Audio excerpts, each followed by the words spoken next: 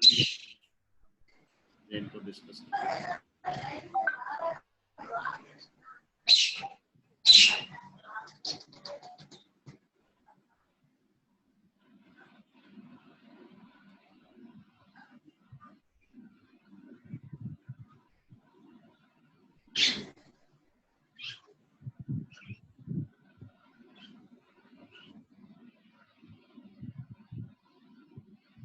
Parts of brain सबसे पहले हम लोग डिस्कस करेंगे। ब्रेन जो है आपको पता है कि सेंट्रल नर्वस सिस्टम का मेन पार्ट है।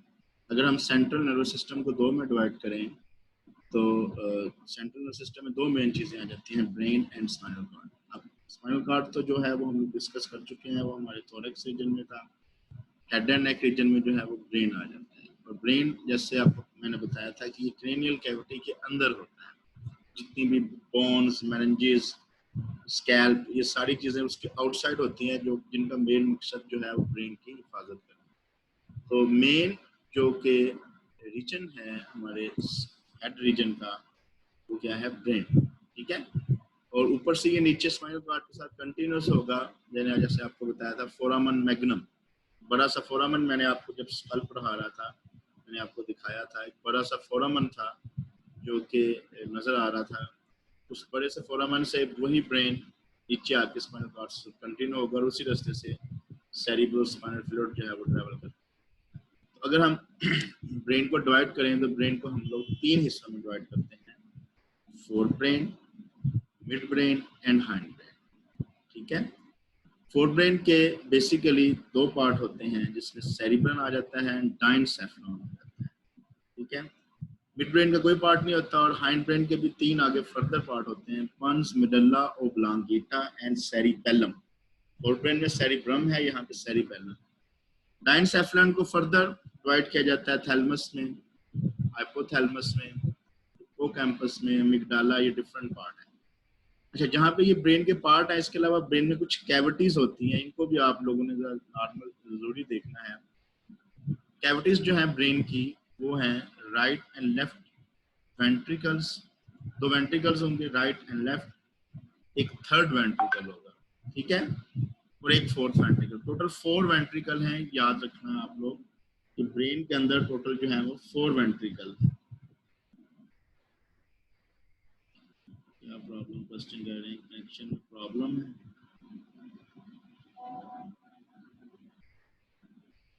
जी, ज़ीशान बशीर के नेट का प्रॉब्लम है तो नहीं, अब उसको मैं क्या कर सकता।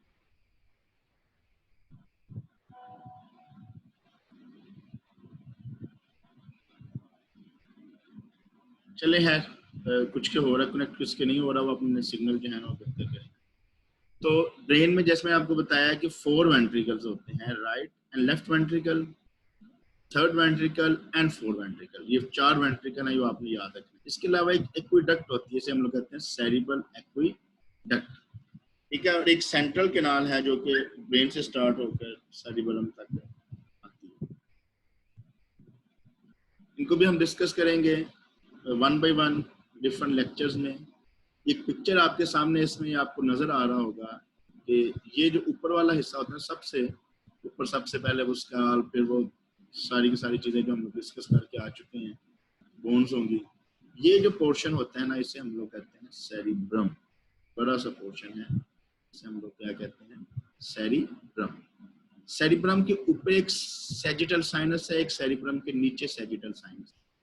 ऊपर वाला सैजिटल साइनस है, इसे हम लोग सुपीरियर सैजिटल साइनस कहते हैं। और एक जो नीचे वाला सैजिटल साइनस है, इसको हम लोग इंफीरियर सैजिटल साइनस कहते हैं। ये बात आप लोगों ने याद रखनी है। ठीक है।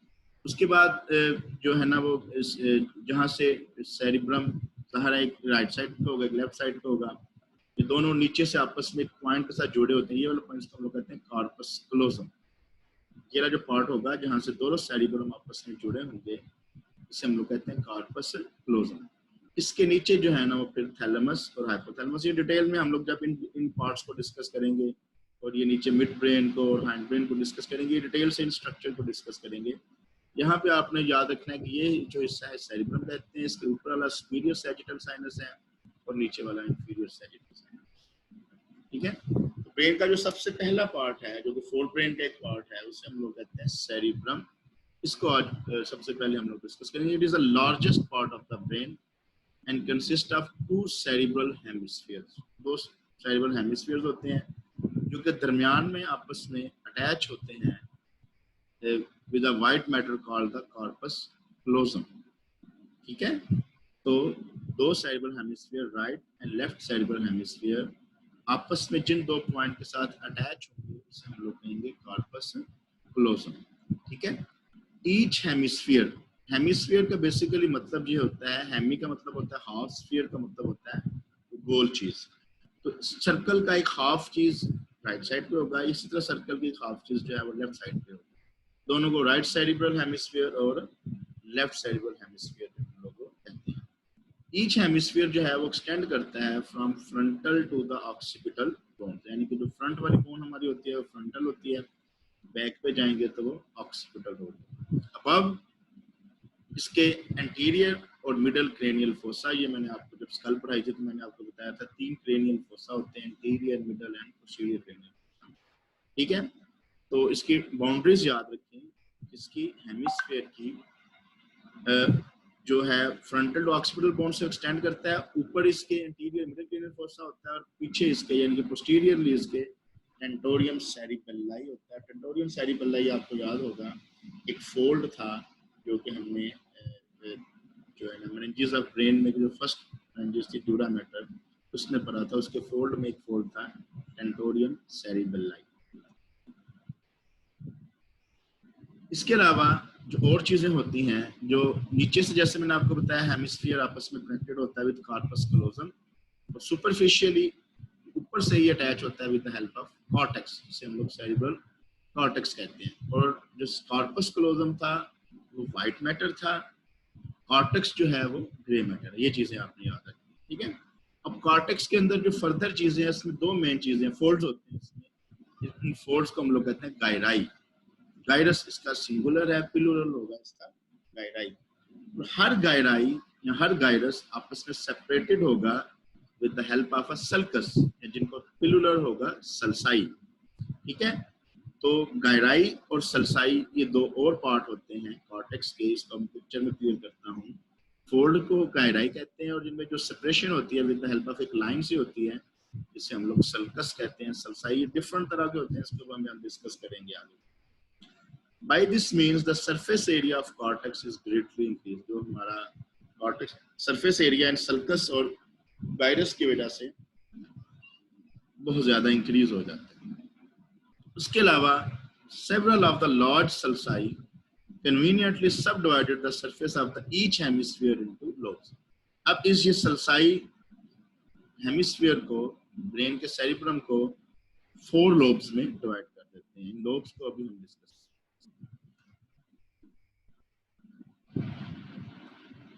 सबसे पहले लोब जो सेरिब्रम का होता है उसे हम लोग कहते हैं फ्रंटल लोब। ठीक है, जो फ्रंट से होगा और ये फ्रंटल बोन की तरफ होगा, हमारे माथे की तरफ होगा, फोरहेड की तरफ होगा, और ये सिचुएटेड होगा in front of the central sulcus. Central sulcus हमारे ब्रेन के या सेरिब्रम के बिल्कुल सेंटर में एक हॉरिजॉन्टल लाइन होती है जिसे सेंट्रल सर्कस कहते हैं। इसके जो आगे वाला पोर्शन होगा इसे हम लोग कहेंगे फ्रंटल लोब। ठीक है, और ये लेटरल सर्कस के अबव होता है और सेंट्रल सर्कस के फ्रंट पे होता है। एक पैराइटल लोब होता है जो बिल्कुल अबव, जो कहना है कि हमारे सेरिब्रम के बिल्कुल ऊपर वाला जो लोब होता है ये उसके होता है। जो अब ये बात जो याद रखने वाली, फ्रंटल लोब सेंट्रल सर्कस के फ्रंट पे था, लेकिन जो पैराइटल लोब है ये सेंट्रल सर्कस के नीचे है, और दोनों होंगे लेटरल सर्कस के ऊपर ही। ऑक्सीपिटल लोब जो पीछे वाला लोब है ये पैराइटो ऑक्सीपिटल सर्कस एक दिखाऊंगा पिक्चर में आपको, ये उसके नीचे होता है। और लेटरल सर्कस जो कि लेटरल साइड पे था उसके नीचे हमारे कानों वाला एक लोब होगा जिसे हम लोग कहते हैं टेम्पोरल लोब। अब इस स्लाइड को मैं आपको दोबारा रिपीट कर, इसको गौर से समझिएगा। फ्रंटल लोब जो कि सेंट्रल सर्कस के फ्रंट पे होता है और लेटरल सर्कस के ऊपर होता है। पैराइटल लोब जो कि सेंट्रल सर्कस के नीचे होता है लेकिन लेटरल सर्कस के वो अबव ही होगा। ठीक है, फ्रंटल लोब फ्रंट पे होता है, पैराइटल लोब अबव द यानी कि हाईएस्ट पॉइंट पे होगा। ऑक्सीपिटल लोब पीछे होता है और इसके लिए भी वहां पे एक सर्कस होगा जिसे हम लोग पैराइटो ऑक्सीपिटल सर्कस कहते हैं। पिक्चर में दिखाता हूँ आपको। अब बिलो द लेटरल सर्कस एक लोब होता है जिसे हम लोग कहते हैं टेम्पोरल लोब। ये देखें इस पिक्चर में आपको जो बिल्कुल सेंटर में नजर आ रहा है ये है सेंट्रल सर्कस, ठीक है। ये एक राइट साइड का, सबसे पहले तो ये समझ लें कि एक राइट साइड ऑफ ब्रेन है, यानी कि उसकी राइट साइड दिखाई गई है, ये चीज इसके एंटीरियर है, ये चीज इसके पोस्टीरियर है। अब इस सेंट्रल सर्कस के जो फ्रंट पे लोब होगा, ठीक है, उसे हम लोग कहेंगे फ्रंटल लोब। और ये सर्कस जैसे मैंने आपको बताया था एक लाइन से होती है, ये बाकी जो है ये गहराई है, फोल्ड्स जितने भी नजर आ रहे हैं आपको ये गहराई है, और इनको सेपरेट करने वाले फिशर्स को हम लोग कहते हैं सल्साई। ये लेटरल सर्कस है, यानी कि लेटरल सर्कस के जो फ्रंटल लोब है वो अबव है और सेंट्रल सर्कस के फ्रंट पे है। अब ये वाला जो लोब होगा इसे हम लोग पैराइटल लोब कहते हैं, जो कि सेंट्रल सर्कस के नीचे है, और लेकिन ये लेटरल सर्कस के ऊपर ही होगा। पीछे वाले लोब जिसे हम लोग पैराइटल लोब कहते हैं ये अबव होगा, ये एक सर्कस होता है जिसे हम लोग कहते हैं पैराइटो ऑक्सीपिटल सर्कस, इसके ये ऊपर होगा जिसे हम लोग क्या कहेंगे पैराइटल लोब। या हम ये भी कह सकते हैं कि जो पैराइटल लोब होता है वो सेंट्रल सर्कस और पैराइटो ऑक्सीपिटल सर्कस के दरमियान। अब ये जैसे मैंने आपको बताया था ये जो सर्कस है इसे लेटरल सर्कस कहते हैं, इसके बिल्कुल जो नीचे वाला लोब है ये वाला, इसको हम लोग टेम्पोरल लोब कहते हैं। ये 4 लोब्स जो है ना इनको आपको समझ आना चाहिए कौन कौन से, ये सारे के सारे जो स्ट्रक्चर दिखाया गया बेसिकली सेरिब्रम है, इसके नीचे वो पोन्स में डला वो जो फर्दर पार्ट है वो ब्रेन के, वो बाद में डिस्कस करेंगे, ठीक है। इसी तरह ब्रेन के अंदर मुख्तलिफ तरह के एरियाज होते हैं जिसको हम लोग एरियाज ऑफ ब्रेन कहते हैं।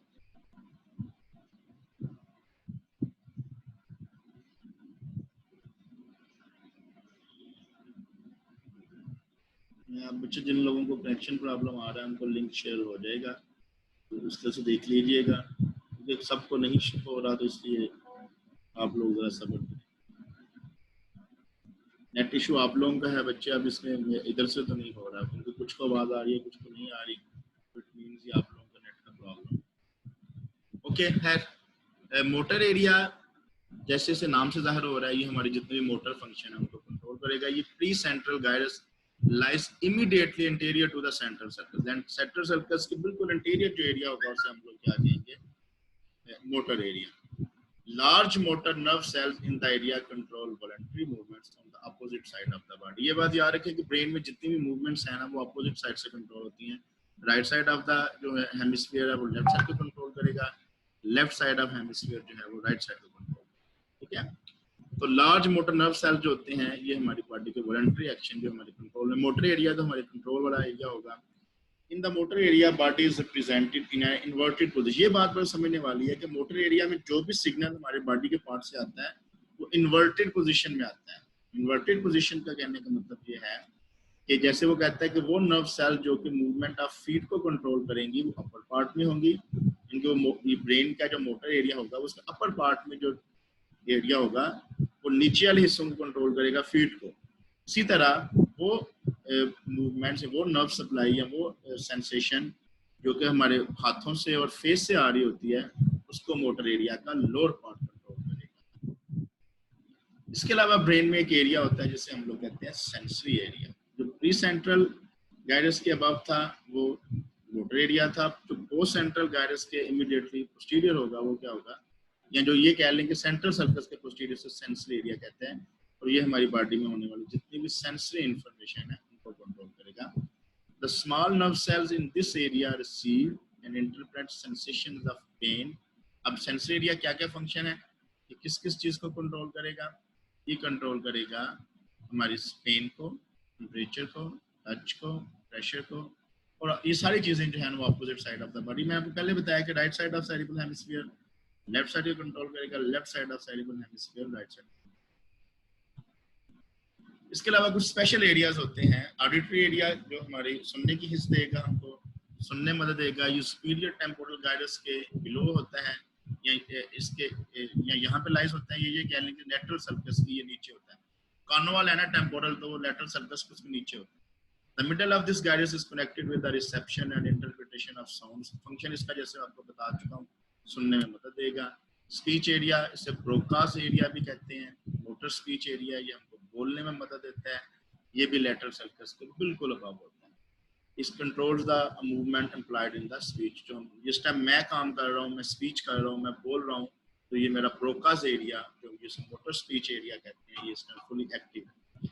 It is dominant in the left hemisphere, left hemisphere में ये डोमिनेंट है एज कम्पेयर टू वो कहते हैं in the right handed person. ये बात बड़ी समझने वाली है कि जो वो लोग जो कि राइट हैंडेड हैं, जो राइट हैंड से काम करते हैं, राइट हैंडेड हैं, उनका ये लेफ्ट हेमिस्फीयर डोमिनेंट होगा, और वो लोग जो लेफ्ट हैंडेड हैं उनका राइट हेमिस्फीयर जो है वो डोमिनेंट होगा, बोलने वाला।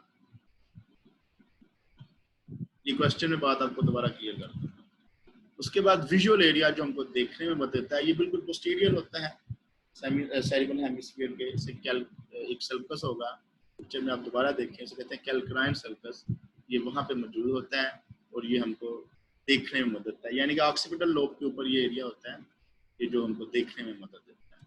ठीक है, उसके अलावा कुछ जो वेंट्रिकल्स हैं, कैविटीज ऑफ ब्रेन है, इसको हम लोग नेक्स्ट लेक्चर में डिस्कस कर लेंगे। आज के लिए आपके लिए इतना ही काफ़ी है, क्योंकि लेक्चर लंबा हो जाएगा और ब्रेन की तो वैसे ही समझ नहीं आती, इतनी भी समझ आ जाए आपको तो वो।